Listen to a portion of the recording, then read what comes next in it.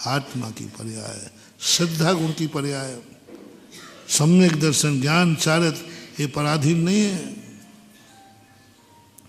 ये अपनी आत्मा के एक ऐसे गुण से प्रकट होती हैं, इस पे यदि दृढ़ रह गया तो चमत्कार हो जाएगा। नमोकार मंत्र से सिद्धि नहीं हुई अंजन चोर को, उसके समर्पण से सिद्धि हुई है अंजन चोर को। नमोस्तु से सिद्धि हुई है। नमोकार मन से सिद्धि होती तो सबको हो जाए। उससे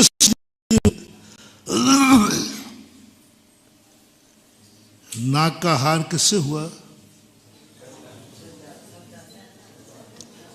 भगवान से। कुछ नहीं बंधु, उसके निजी धर्म से, निजी विश्वास से अपने निजता को जानने का प्रयास करें। और यह शक्ति यदि अपने अंदर जाग गई, जिस दिन उपादान शक्ति बोलते हैं, कोई कुछ नहीं बिगाड़ पाएगा। महात्मा, सारी दुनिया एक तरफ विरोध में खड़ा हो जाए तो मात अकेले खड़े रहना, तुम्हारा कुछ भी नहीं बिगाड़ सकती। क्योंकि निमित्त शक्ति पावरफुल नहीं होती, उपादान शक्ति पावरफुल होती है। उपादान शक्ति का अपने ऊपर विश्वास करो, अपनी श्रद्धा जगाओ, अपनी परिणति जगाओ। और ये दशा हमें समय सार से शुरू होती है। अब यदि मान लीजिए दुनिया में जीना है तो तुम दुनिया के काम आओगे। ये दशा तो महाराज बहुत कठिन है। तो दूसरी दशा ये है, तुम्हारा दुनिया के बिना काम चल जाएगा? बोलो, पूछ के बोलना। नहीं चलेगा ना। भगवान के बिना चल जाएगा? हमारे बिना चल जाएगा? देखो अच्छा मार्ग बता रहा हूँ। नमोकार मंत्र के बिना चल जाएगा? नहीं चलेगा। तो पहला मार्ग तो बंद करूं, लॉक करूं। तुम्हें किसी की जरूरत नहीं है, ना तुम किसी के काम आओगे, ना कोई तुम्हारे काम आएगा। ये शक्ति तुम्हारे अंदर है? पूछ रहा हूं सबसे, सब पहले विचार लो आप लोगों में। ध्यान साहब, तीनों लोग बैठे हो, अरे कानून के अधिकारी हो? नहीं है। अब महाराज मेरे से, महाराज आपको, मेरे में भी नहीं है, मेरे में भी नहीं है।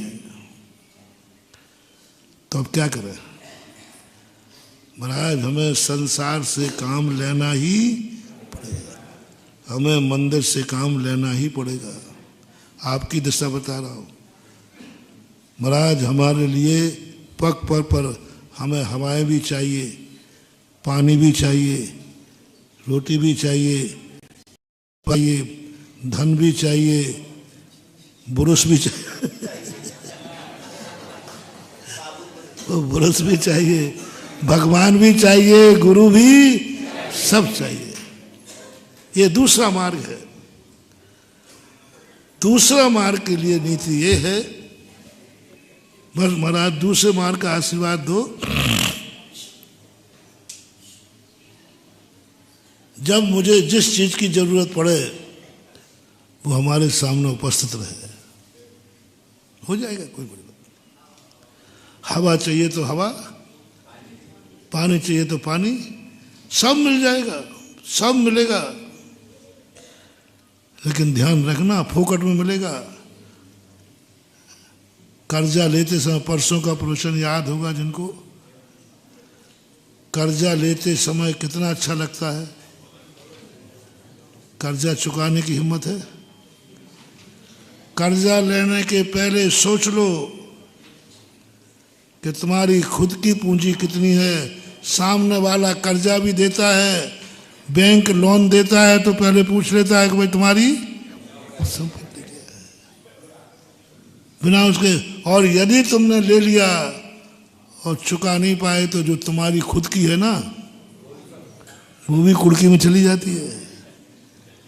इसलिए पर पदार्थों का उपयोग करते समय सावधान, ये दुनिया को होटल मानो,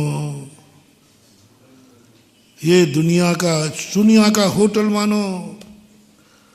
होटल में खाते समय हर चीज़ अच्छी लगती है, ये भी होश रखो खाने के बाद काउंटर पे जाना है।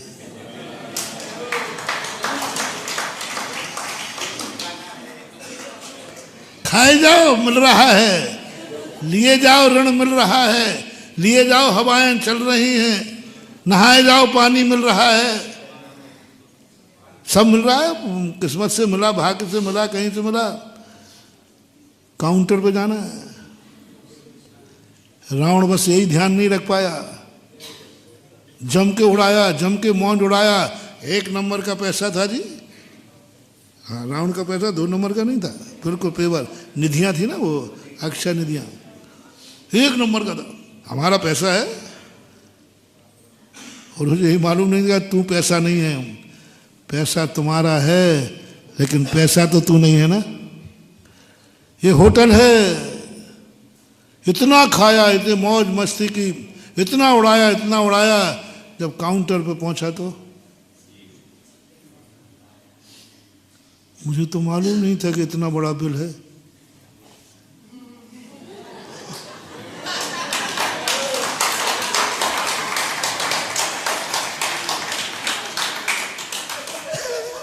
वो क्या बोलते हो, बैग तुम्हारा बटुआ वो ही नहीं है। अरे कहीं गुम गया है, गुम नहीं गया, और देखा तो उसमें था ही नहीं।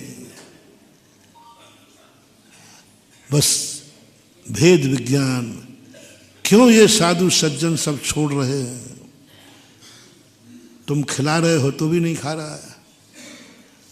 कई लोग कहते महाराज जी आप लोगों को हम लोग दे रहे हैं, आप लोग खा लो तो हमें बहुत शांति होती है।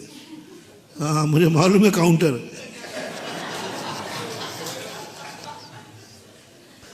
अनमोल पुण्य है।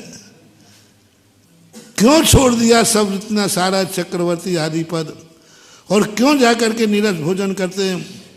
बोलो महानुभाव, आपको अच्छा भोजन कराने में महाराज को आनंद आता है कि रूखा सूखा?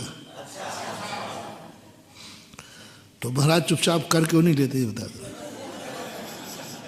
कोई चोरी नहीं कर रहे, बल्कि सामने वाले को अच्छा भी लग रहा है कि महाराज ने ले लिया। पर देख लो अपने आचार्य श्री क्या करते थे, देने वाले रो पड़ते थे।